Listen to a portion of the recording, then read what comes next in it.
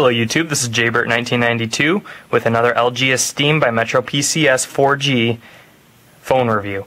In this review I will be discussing the Go keyboard as opposed to the default LG keyboard or the swipe keyboard. Now, I use the Go keyboard because not only because there are a ton of extra features and ways to customize the keyboard, but also it uses half of the memory. The original LG keyboard used over 70 megabytes, whereas this keyboard uses about 29 to 35 roughly, around 30.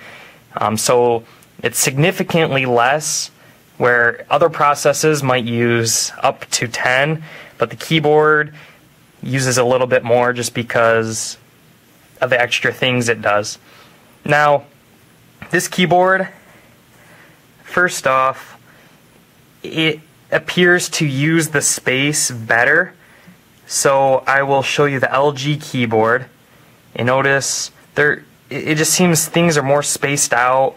The microphone button, the different language button, there's no smiley face, everything's crammed. Whereas the Go keyboard, your microphone button is instead up here. You have a smiley face button if you would like, a bigger space bar, and then also they added this feature, and it gives you extra options: copy, cut, paste, arrows. Now the arrows, I mean, they're not essential because, oh, Buffalo, you can move this around to figure out right where you want to go, but what you can always do is use this instead. You know, copy, paste, whatever, home, end. Can't do that on the normal keyboard, so that's kind of cool.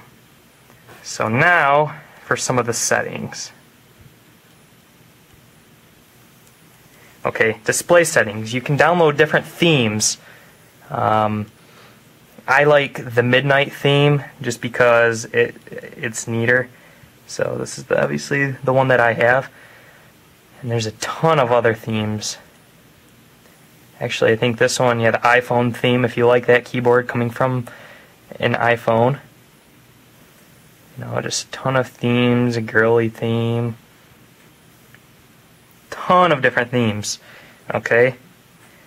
And then you can customize each theme by putting backgrounds in and whatever else you would like. Okay, gesture to switch layouts, I just like midnight layout, so I don't use that. Portrait full screen. Let me show you the difference of this. Okay, you see how there's this space up here? So if someone typed something to you, you can see part of it. Whereas if you use the full screen, in here, it takes up the whole screen. So I like it not in full screen. Same thing with landscape, but I leave it on because I like it. You can customize the portrait key height, customize landscape key height, so you can change the size of your buttons if you'd like. Display icon, that when you're using the keyboard, it has a little Go symbol up here. Position of 0 in space when you're using T9, so like if you're dialing a number. The arrow keys shown on the bottom of the keyboard. I've never tried this. That's actually kind of cool. But again, it would get in the way because I'm used to pressing space down here. So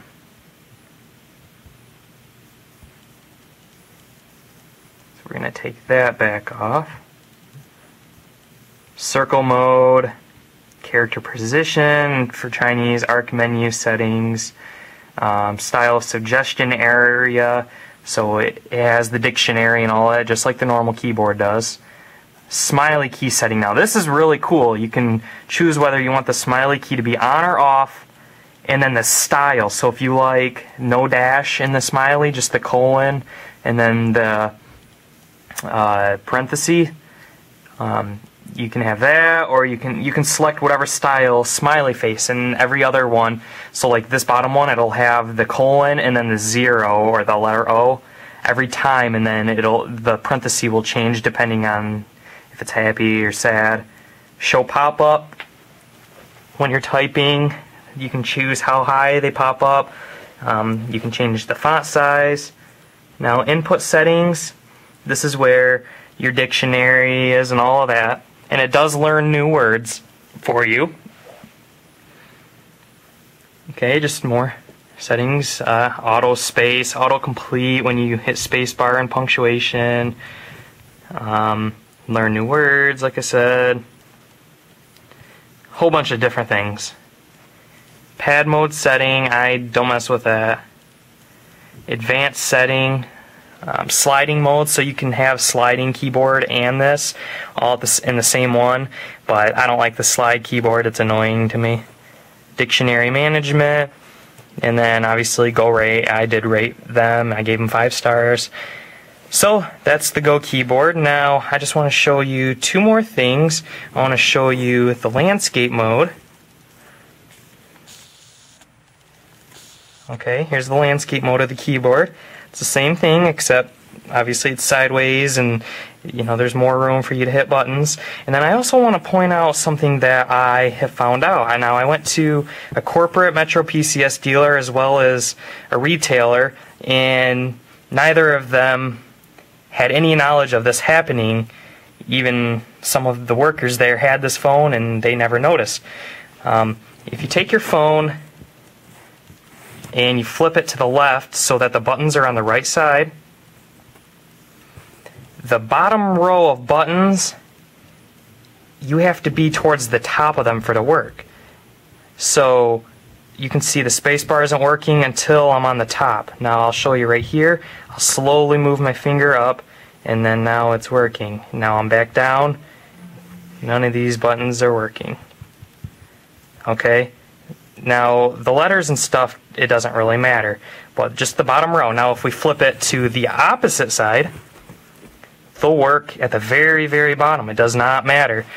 So I am a texter where I like the buttons to be on the right side, but for now, hopefully until they come out with a calibration setting, because right now there's no way you can calibrate your device, or maybe they come out with an update, I will just have to get used to having the buttons on the left side.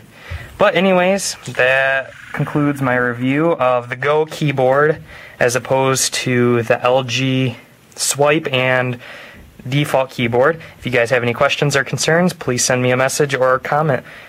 Once again, this is Jaybert1992, and thank you for watching my video.